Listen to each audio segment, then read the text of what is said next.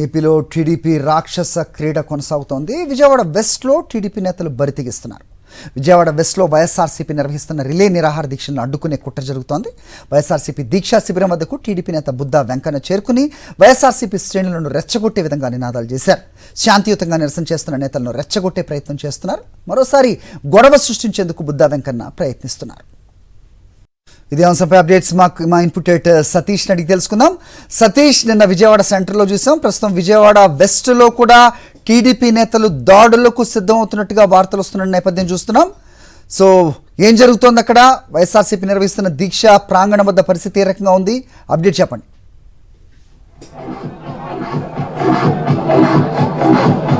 అది నిన్నటి సీన్ మళ్ళీ వాళ్ళ రిపీట్ అయ్యేటువంటి పరిస్థితులు కనిపిస్తూ ఉన్నాయి. తెలుగుదేశం పార్టీ ఆ కార్యకర్తలు నాయకులు మళ్ళీ వైఎస్ఆర్ కాంగ్రెస్ పార్టీ చేస్తున్నటువంటి శాంతియుత నిరసన దీక్షల పైన దాడులకు తెగబడడానికి ప్రణాళిక సిద్ధం చేస్తూ ఉన్నారు. ప్రస్తుతం విజయవాడ వెస్ట్ నియోజకవర్గానికి సంబంధించినటువంటి దీక్ష ఇక్కడ రెండో రోజు కొనసాగుతుంది.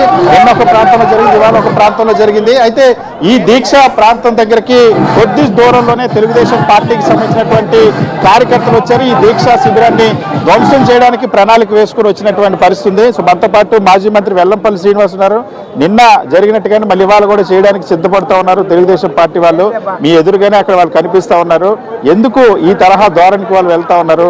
శాంతియుతంగా దీక్ష చేస్తున్నా సరే దాడులు చేయడానికి కారణం ఏమనుకుంటున్నారు? ఒకటే, వాళ్ళు ప్రతిదా దేనికి సమాధానం చెప్పలేక జగన్మోహన్ రెడ్డి గారు డిఎస్సీలో అక్రమాల్లో క్లియర్గా సాక్ష్యాధారాలతో సహా ప్రశ్నిస్తే ఈ రోజు వరకు కూడా దానికి సమాధానం లేదు.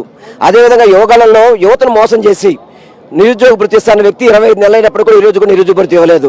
అదేవిధంగా డిఎస్సీలో బకాయిలు చెల్లించక విద్యార్థులు ఇబ్బంది పడుతుంటే ఈ వైఎస్ఆర్ కాంగ్రెస్ పార్టీ యువతను కలుపుకొని ఈ 4 రోజులు కూడా రిలే నిరాధ్యక్షులు 10వ తారీఖు ర్యాలీ అని చెప్పని ఈ రోజు ఇది మా 35వ డివిజను మా మాజీ కార్పొరేటర్ గారి కార్యాలయం ముందు మేము చేసుకుంటున్నప్పుడు వాళ్ళకి ఏదన్నా దమ్ము ధైర్యం ఉంటే ఇచ్చిన వాగ్దాన్ని నిలబెట్టుకోమనండి. కాదు మేము భౌతిక దాడులు చేస్తాము, నిన్న పక్క నియోజకవర్గంలో మేము చేశామంటే అది సరైన పద్ధతి కాదు. కూటమి నాయకులు ప్రభుత్వంలో ఉన్నప్పుడు శాంతియుతంగా సమాధానం చెప్పాల్సిన అవసరం ఉంది. ప్రతి ఒక్కరు ప్రశ్నిస్తారు, మీరు ఇచ్చిన హామీలు అమలు చేయమని అడుగుతారు. అమలు చేయకుండా మేము దాడులు చేస్తాము, మీరు రోడ్డు మీద రాకూడదు, మీరు వస్తే మేము తంతామంటే దానికి ఎవరు కూడా భయపడే పరిస్థితి లేదు. ఈరోజు మేము జగన్మోహన్ రెడ్డి గారి నాయకత్వంలో పనిచేస్తున్నాం. అక్రమంగా 16 నెలలు ఆయన జైల్లో పెట్టినప్పటికీ కూడా ఆయన ఎక్కడో కూడా తొగ్గింది పరిస్థితి లేదు. ఈరోజు ఆయన నాయకత్వంలో పనిచేస్తున్నాం. మేము దేనికైనా సిద్ధం ఉంటాం తప్ప యువత కోసం, యువత భవిష్యత్తు కోసం దెబ్బలు తినడానికైనా సిద్ధం, జైళ్ళకి వెళ్ళడానికైనా సిద్ధం, ప్రాణాలు అర్పించడానికైనా సిద్ధం. మాకు ఇబ్బంది పెట్టాలని ప్రయత్నం చేస్తే మేము దేనికైనా సిద్ధం అని చెప్పి మీ ద్వారా తెలియపరచుకుంటాం. మీరు పోలీసు అనుమతులతోనే దీక్షలు చేస్తా ఉన్నారా? నిన్న కూడా పోలీసు అనుమతి తీసుకున్నా సరే దీక్షలు జరగనటువంటి పరిస్థితి, పోలీసుల సమక్షంలోనే దాడులు జరుగుతున్న పరిస్థితి. రాష్ట్ర వ్యాప్తంగా ఇతర ప్రాంతాల్లో కూడా ఇదే విధంగా దీక్ష శిబిరాల్ని ధ్వంసం చేస్తున్నటువంటి పరిస్థితి. ఇది మా కార్యాలయం ముందు ఆల్రెడీ ఇంతకు ముందు ఇంటిమేషన్ ఇచ్చున్నాం మేము ఆల్రెడీ. మా కార్యాలయం ముందు కూడా మీరు చేసుకోకూడదని చెప్పి తెలుగుదేశం వాళ్ళు దౌర్జన్యం చేస్తున్నారంటే ఇది ఎంతవరకు సమంజసం? ఇది ప్రజాస్వామ్యమా అంటే ప్రశ్నించకూడదు. ప్రజాస్వామ్యంలో కూటమి ప్రభుత్వం నిరంకుశంగా పనిచేస్తుంది. అంబేద్కర్ గారి రాజ్యాంగం ఇక్కడ పనిచేయట్లేదు, కేవలం రెడ్ బుక్ రాజ్యాంగమే. నిన్న సెంట్రల్ నియోజకవర్గంలో బోండవ మాదే చేశాడు, ఈ రోజు ఇక్కడ తెలుగుదేశం నాయకులు కూడా చేయడానికి ప్రయత్నం చేస్తారు. మేము యువత కోసం దేనికైనా సిద్ధంగా ఉంటాం. యువతకి ఇచ్చిన మాట నిలబెట్టాల్సిందే. నారా లోకేష్ ఇవ్వని పక్షంలో రాజీనామా చేయాల్సిందే తప్ప నువ్వేదో దాడులు చేస్తే మేము భయపడిపోతామంటే భయపడే పరిస్థితి లేదు. మీరు ఎన్ని దాడులు చేసినా కానీ ఇంకా రెట్టింపుతో మేము పనిచేస్తాం తప్ప వెనక్కి వెళ్లే పరిస్థితి లేదు. యువతకి మోసం చేస్తున్న కూటమి ప్రభుత్వం నేల కూడాల్సిందే చెప్పి మీ ద్వారా తెలియపరచుకున్నా. నేను ఖచ్చితంగా ఒకవైపు దీక్షను కొనసాగిస్తామని చెప్తా ఉన్నారు. ఇక్కడ చూడొచ్చు, ఇవాళ ఉదయం నుండి కూడా దీక్షను కొనసాగిస్తూనే ఉన్నారు. ఈ దీక్ష శాంతియుతంగా వైఎస్ఆర్ కాంగ్రెస్ పార్టీకి సంబంధించినటువంటి నాయకుడికి సంబంధించినటువంటి కార్యాలయం దగ్గరే జరుపుతున్నప్పటికీ కూడా ఇక్కడ వాళ్ళని అడ్డుకునేటువంటి ప్రయత్నం చేయడం, దీని పక్కనే తెలుగుదేశం పార్టీకి సంబంధించిన వాళ్ళు పోలీసుల సమక్షంలోనే తెలుగుదేశం పార్టీకి సంబంధించినటువంటి కార్యకర్తలంతా అక్కడ దాడి చేయడానికి సిద్ధపడి ఉన్నటువంటి పరిస్థితి. పోలీసులు అక్కడ వాళ్ళకి రక్షణ కల్పిస్తూ ఉన్నారు కానీ అక్కడి నుండి వాళ్ళని చెదరగొట్టేటువంటి ప్రయత్నం చేయడం లేదు. సో నిన్న కూడా ఇలాగే చేశారు, దానివల్ల దాడి జరిగినటువంటి పరిస్థితి. మనతో పాటు మాజీ మేయర్ భాగ్యలక్ష్మి ఉన్నారు. మరి ఇవాళ మీరు చేస్తున్నటువంటి దీక్షను అడ్డుకోవడానికి అక్కడ తెలుగుదేశం పార్టీకి సంబంధించినటువంటి నాయకులు కార్యకర్తలు వచ్చారు. నిన్న ఎలాగైతే అటాక్ అటాక్ చేశారు, ఇవాళ కూడా అలాగే చేస్తా ఉన్నటువంటి ధోరణులు వాళ్ళు కల్పిస్తుంది. ఎందుకు ఈ తరహా విధానాలు అవలంబిస్తున్నారు అంటున్నారు? వాళ్ళకి చేత కాలేదు, గవర్నమెంట్ నడిపించడం ఎట్లాగన్నది చేత కాలేదు ఫస్ట్ ఆఫ్ ఆల్. రెండోది ఏంటంటే సూపర్ 6 హామీలు ఇచ్చి, మోసపూరితమైన హామీలు ఇచ్చి వాళ్ళు ఈరోజు గవర్నమెంట్ ఫామ్ చేశారు. కానీ సూపర్ 6 సూపర్ అట్టర్ ఫ్లాప్ అయింది. ఆ సంగతి ప్రజలకు అర్థమైంది. ఈ రోజు ఎవరైతే విద్యార్థులు ఉన్నారో, జంజీరు ఉన్నారో వాళ్ళకి పూర్తి స్థాయిలో న్యాయం జరగాలని ఒక మంచి ఉద్దేశంతో జగన్మోహన్ రెడ్డి గారి ఆదేశాల మేరకు మేము 6వ తారీఖు నుంచి 10వ తారీఖు వరకు ఒక షెడ్యూల్ అన్నది మా పార్టీ దిశానిర్దేశం చేసింది. ఆ దిశానిర్దేశం ప్రకారము మేము ప్రతిరోజు 6వ తారీఖు నుంచి 10వ తారీఖు వరకు ప్రతిరోజు ఈ దీక్షలు అన్నది కొనసాగించడం చేస్తున్నాము. దీనికి వాళ్ళ కాళ్ళ కింద భూమి కంపిస్తుంది. ఎందుకంటే వాళ్ళ చేతకానితనం ఎంత దారుణంగా వాళ్ళ పరిపాలన ఉంది అని అన్నది పూర్తి స్థాయిలో వాళ్ళందరికీ అర్థమైంది. ఈ రోజు మేము ఏదైతే విద్యార్థులకి మేము ఈ రోజు అండగా మేము రోడ్డు మీదకి వస్తున్నాము, విద్యార్థులు మాకు తోడుగా మాతో పాటు కలిసి ప్రయాణం చేస్తున్నారు. తల్లిదండ్రులు కూడా ఈ రోజు ఏదైతే ఫీజు రియంబర్స్మెంట్ పూర్తి స్థాయిలో ఇవ్వక పిల్లల జీవితాలతో ఆడుకుంటున్నారో, అలాగే నిరుద్యోగ విద్యార్థులకి ఏదైతే ఈ రోజు 3,000 రూపాయల జీవన భృతి అని చెప్పి ఫెయిల్ అయ్యారో, ఈ రోజు డిఎస్సి మీద ఏ రకంగా ఫెయిల్ అయ్యారో ఇదంతా ప్రజలకు పూర్తి స్థాయిలో అర్థమవుతుంది. పెన్షన్ల దగ్గర నుంచి, వృద్ధుల దగ్గర నుంచి, మహిళల దగ్గర నుంచి, ఆడపిల్లల దగ్గర నుంచి రైతుల వరకు ఎక్కడ వీళ్ళు సక్సెస్ అవ్వలేదు. పూర్తి స్థాయిలో ఆంధ్ర రాష్ట్ర ప్రజలకి 2 ఏళ్లలోనే అర్థమైపోయింది వీళ్ళ పనికమాల పరిపాలన ఎంత దారుణంగా ఉందని. దీనికి ప్రజలు మాతో పాటు ప్రయాణం చేస్తున్నారు అన్న ఒక భయం వీళ్ళ కాళ్ళ కింద కంపించి ఈ రోజు ఎదురుదాడులకు దిగుతున్నారు. భయపడేది లేదు. వైఎస్ఆర్సీపీ పార్టీ కార్యకర్త నుంచి నాయకుల వరకు ఎవ్వరం భయపడము, అందరము రోడ్డు మీదే ఉంటాము. వాళ్ళు ఎంత దారుణాలకి నిన్న సెంట్రల్ నియోజకవర్గంలో విష్ణు గారి మీద చేశారన్నది నిన్న ఆంధ్ర రాష్ట్ర ప్రజలు చూశారు. ఈ రోజు పశ్చిమ నియోజకవర్గంలో మా వెల్లంపల్లి శ్రీనివాసరావు గారి ఆధ్వర్యంలో మేము చేస్తున్నాము.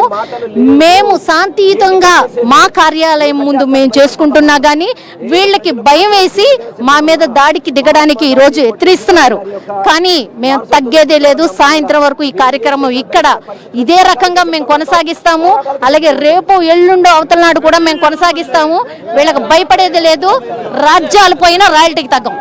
ఇవాళ నిన్న చూశారు, బోండా ఉమా చాలా స్పష్టంగా ఓపెన్ గా ఒక స్టేట్మెంట్, లోకేష్ ని ఎవరు విమర్శించినా, చంద్రబాబుని ఎవరు విమర్శించినా ఇలాగే దాడులు చేస్తాం, అటాక్ చేస్తామని చెప్పి మరి కొడుతున్నటువంటి పరిస్థితి పోలీసుల సమక్షంలోనే. ఈ వైఖరిని ఎలా చాలా అరాచకంగా ప్రవర్తిస్తూ ఉన్నారు. ఎందుకంటే ప్రజాస్వామ్యంలో ఉన్నామా లేకపోతే అడవిల్లో ఉంటున్నామా కూడా అర్థం కానటువంటి పరిస్థితులు. నిజంగా కూటమి ప్రభుత్వం ఎంత దిగజారిపోయిందంటే ఈ ఆంధ్ర రాష్ట్రంలోనే కాదు దేశంలో కూడా ఎవరైనా సరే ప్రభుత్వాలు కనుక ప్రజా వ్యతిరేక విధానాలతో ముందుకు పోతే కనుక ప్రశ్నించేటటువంటి హక్కు జెన్జీ యువత కావచ్చు, ఎవరైనా కావచ్చు, ప్రశ్నించే హక్కు ఉంది. అందులో భాగంగా మరి పార్టీల పరంగా మరి మాకు ప్రశ్నించే హక్కు ఉంది. ఖచ్చితంగా ప్రజా సంక్షేమాన్ని గుర్తుపెట్టుకుని మరి డిఎస్సి యువతకు జరిగినటువంటి అన్యాయం కోసం మరి మా నాయకుడు జగన్మోహన్ రెడ్డి గారు ఇచ్చినటువంటి పిలుపు మేరకు మరి ఆయన ఇచ్చిన దిశానిర్దేశం ప్రకారంగా ఈ రోజు నిరాహార దీక్షలు, అలాగే ర్యాలీలు, మన మీటింగులు అన్నీ కూడా సక్సెస్ అయినాయి. అంటే గుమ్మడికాయలు దొంగెవడయ్యా అంటే భుజాలు తడుముకున్నాడు అన్నట్టుగా వీళ్ళు భుజాలు తడుముకోవటమే సరిపోతోంది తప్ప తప్పు చేసిన వాళ్ళకిలాగా ధైర్యంగా బయటకు వచ్చి మరి విద్యాశాఖ మంత్రి లోకేష్ గారు మాత్రం ఈ రోజు వరకు కూడా సమాధానం చెప్పట్లే. జగన్ గారి మీద మాత్రం ప్రగల్భాలు పలుకుతా ఉన్నారు, ఉత్తర కుమార ప్రగల్భాలు. అవి మానేసేసి నిజంగా ఓట్లేసినటువంటి ప్రజలకి మీరు గనక మేము నీతిగా, నిజాయితీగా, నిబద్ధతగా ఉన్నాము అని గనక మీకు అనిపిస్తే మీరు బయటికి వచ్చి సిబిఐ ఎంక్వైరీకి మేము సిద్ధమని చెప్పండి. అప్పుడు మీ కూటమి ప్రభుత్వాన్ని ప్రజలు గౌరవిస్తారు. అలాగే మీకు నిజంగా చిత్తశుద్ధి ఉంటే ఇప్పటి వరకు జరిగిన లీకులన్నిటికీ కూడా బాధ్యత వహిస్తూ రాజీనామా చేయాలని చెప్పి కూడా తెలియజేస్తూ ఇప్పటి వరకు మీరు సమాధానం చెప్పాల్సినవి ఇంకా 2 ఉన్నాయండి. ఫీజు రియంబర్స్మెంట్ కింద 7,800 కోట్ల రూపాయలు మీరు పిల్లలకు ఇమ్మీడియట్లీగా మీరు విడుదల చేయాలి. అలాగే 3,000 రూపాయల నిరుద్యోగ భృతి కోసం ప్రతి యువత ఈ రోజున ఎదురు చూస్తా ఉన్నారు. కొన్ని లక్షల మంది వాళ్ళ భవిష్యత్తును పణంగా పెట్టేటటువంటి హక్కు మీకు లేదు. మీరు ఉడత ఊపులకి, మీరు చెప్పేటటువంటి ఆ యొక్క స్టేట్మెంట్లకి భయపడిపోయి వైఎస్ఆర్ కాంగ్రెస్ పార్టీ అయితే మాత్రం నిమ్మకు నీరెత్తినట్టయితే కూర్చోదు. ఖచ్చితంగా ప్రజల కోసమే నిలబడుతుంది. సెంట్రల్ నియోజకవర్గంలో దాడి చేశారు, ఇవాళ కూడా దాడి చేయడానికి వస్తామని చెప్తున్నట్టు పరిస్థితి, ఆల్రెడీ గుమిగూడుతున్నటువంటి పరిస్థితి, మీరు ఎవరు దీక్ష చేయడానికి వీల్లేదని చెప్తున్నటువంటి పరిస్థితి ఉంది. అయినా మీరు దీక్ష ఎందుకు కొనసాగిస్తున్నారు? ఈరోజు ఇప్పుడు రెండో రోజుగా జగన్మోహన్ రెడ్డి గారి పిలుపుల మీద యువత కోసం మా ప్రాణాలు తీసినా పర్వాలేదు, అంటే అన్యాయం జరిగింది, డిఎస్సీలో అనేది అన్యాయం జరిగింది, లోకేష్ సమాధానం చెప్పాలని చేత కానీ దద్దమ్మలా ఇంట్లో కూర్చొని ఉన్నాడు. ఈరోజు నీకు దమ్ము ధైర్యం ఉంటే లోకేష్కి రాజీనామా చేయి, కాదంటే ఇప్పుడు సిబిఐకి చెప్పు. అది మేము చెప్తుంది. నువ్వు తప్పు చేసావు ఇలా పిలిపించేసి ఎన్నెన్ని గూండాలకి రౌడీలు పిలిపించి బెదిరే కాదు వైఎస్ఆర్ కాంగ్రెస్ పార్టీ. నువ్వు ఏమైనా చేసుకో, దీక్ష అనేది ఇక్కడ కొనసాగిద్దని చెప్పగలుగుతాను. ఖచ్చితంగా ఏం చేసినా దీక్ష కొనసాగిస్తామంటున్నారు. సో ఎందుకు ఇటువంటి సంస్కృతి ఎప్పుడైనా ఉందా ఈ నియోజకవర్గంలో? ఎవరైనా ఒకరు ప్రతిపక్షాలు ప్రజాస్వామ్యబద్ధంగా దీక్షలు చేస్తే వాళ్ళపైన దాడులు చేసేటువంటి సంస్కృతి విజయవాడలో కానీ ఎప్పుడైనా లేని చరిత్ర ఉందా? విజయవాడ చరిత్రలో ఇలాంటి సంస్కృతి అనేది లేదు. ఈ యొక్క కూటమి ప్రభుత్వం ఏర్పడిన తర్వాత ఒక రెడ్ బుక్ రాజ్యాంగాన్ని అమలు చేస్తున్నారు. దాంట్లో భాగంగానే ఒక నాయకులు వాళ్ళు ఎవరైతే శాసనసభ్యులుగా ప్రజల ద్వారా ఎన్నుకోబడిన నాయకులే గూండాల్లాగా మాట్లాడుతున్నారంటే హాస్యాస్పదంగా ఉంది. మేము శాంతియుతంగా ఏదైతే యువతకు రావాల్సిన బకాయిలు కానివ్వండి, లేకపోతే నిరుద్యోగ భృతి కానివ్వండి, లేకపోతే మేము అడుగుతున్నామే తప్ప శాంతియుతంగా అక్కడ కూర్చొని మేము మాట్లాడుతున్నాం, అన్నీ మా ఒక డిమాండ్లు అడుగుతున్నాం. అడిగిన దానికి రాజీనామా చేయాలి, దానికి మీరు సమాధానం ఇవ్వలేకపోతే నారా లోకేష్ రాజీనామా చేయాలని ప్రత్యేకమైన డిమాండ్గా మేము ముందుకెళ్తున్నాం. దాన్ని సహించుకోలేక గూండాల్ని పంపించి ఏదో వాళ్ళు ఇష్టాచారంగా మాట్లాడుతున్నారు. మేము భయపడే నాయకత్వంలో పనిచేయట్లేదు, జగన్మోహన్ రెడ్డి గారి నాయకత్వంలో పనిచేస్తున్నాం. భయపడం ఈ తాటాకి చప్పుళ్ళకి ఉడత ఊపుళ్ళకి భయపడే నాయకత్వంలో పనిచేయట్లేదు. మేము వాళ్ళు ఏ విధిస్తారో దానికి మేము సిద్ధంగా ఉన్నాం. మేము యువతగా అండగా ఉండి ఏదైతే బకాయిలు ఉన్నాయో, ఏదైతే వాళ్ళు హామీలు ఇచ్చారో ఆ హామీలు నెరవేర్చేదాకా యువతతో కలిసి మేము పోరాటం చేస్తామని చెప్పేసి ఈ మీడియా సందర్భంగా తెలియజేస్తున్నాం.